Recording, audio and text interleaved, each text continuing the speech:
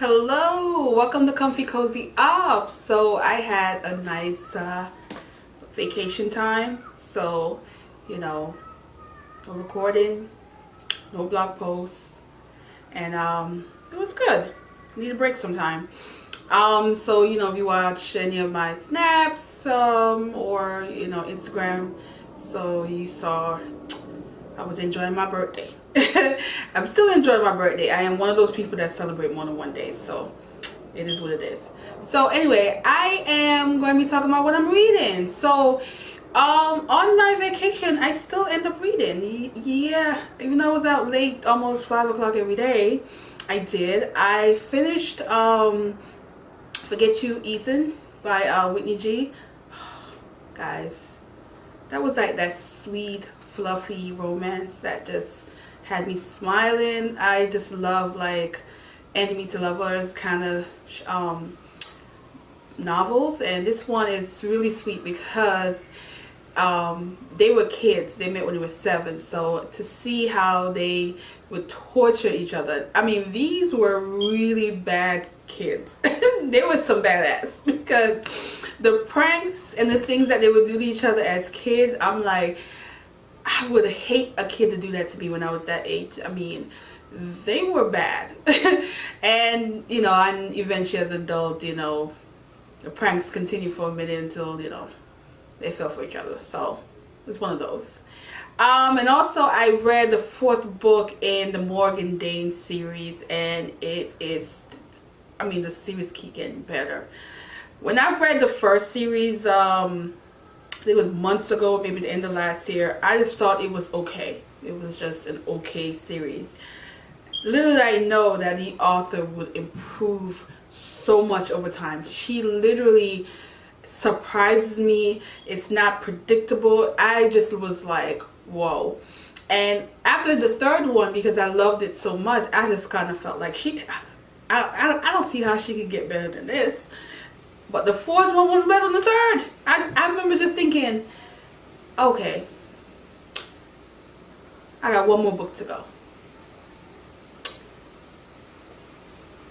Where is this story going? Like, how many cases are they going to get in this one town where it just seemed like it's a lot of criminals in this one town?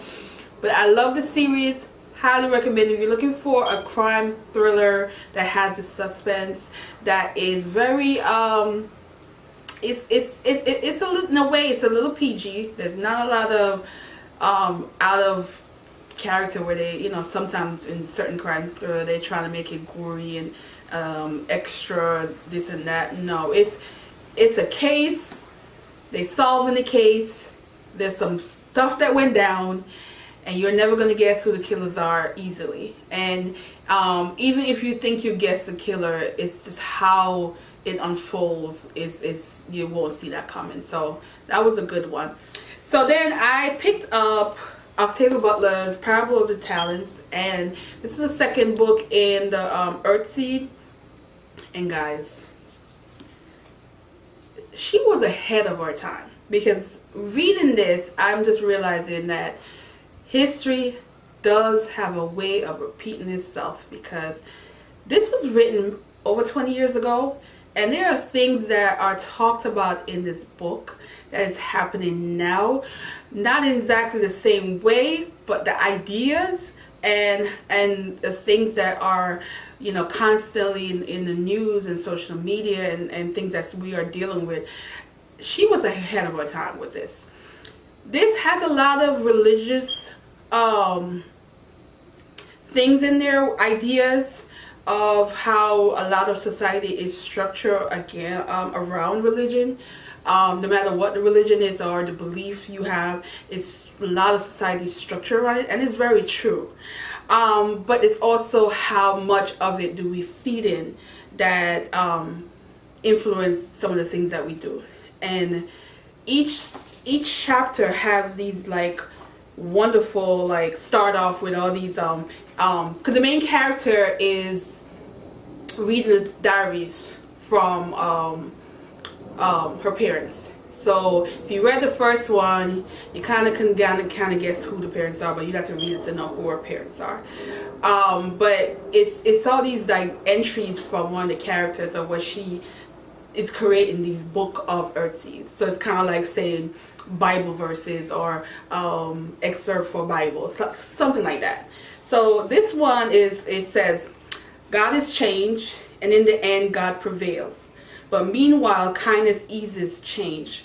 Love quiets fear, and a sweet and powerful positive obsession blunts pain, diverge rage, and engages each of us in the greatest and most intense of our chosen struggles. And it's a bunch of stuff like that at the opening of every chapter, and sometimes within the chapter, because you're learning why this is her belief and what she's using to create this community. I don't know where it's going because I'm only on chapter 5. I love that part of it. It definitely feels different from the first book so far. The first book was entirely action-packed, entirely survival mode, versus this is more of structure of a community and what could potentially destroy the new creation of a community and the things that they have to deal with. So this is more, to me, has a lot of in-depth stuff where I feel like it's just so scary because it really does reflect on what's going on in our world now in some ways. I mean, it's fiction where things are different in terms of how they speak about it, but the ideas and stuff is definitely relatable to now. Then I'm gonna pick up in between is Nothing's Mad. I'm by Erna Brodberg, and she is a Jamaican author. She has several fiction and non-fiction books, and this is one of her fiction, and I got this in 2017's Brooklyn Book Festival, and I've yet to read it. And I was like, you know what, I want a novel and one island one. So this is about a girl. She's I believe first generation in London, and she is writing about her family. And in this one, she is I believe her parents decided that they sent her to see her grandparents in Jamaica, where she can get a much direct idea for family roots. So it is short. It's just 106 pages. So I'm hoping that this, over the weekend I will finish this, because it's very doable. But that is it, guys. I am pretty much writing. There will be a blog post this weekend, yeah, back into it. Still celebrate my birthday this weekend, but I'm back into being normal again and start writing and doing videos. So thanks for watching, and have a good day. Bye.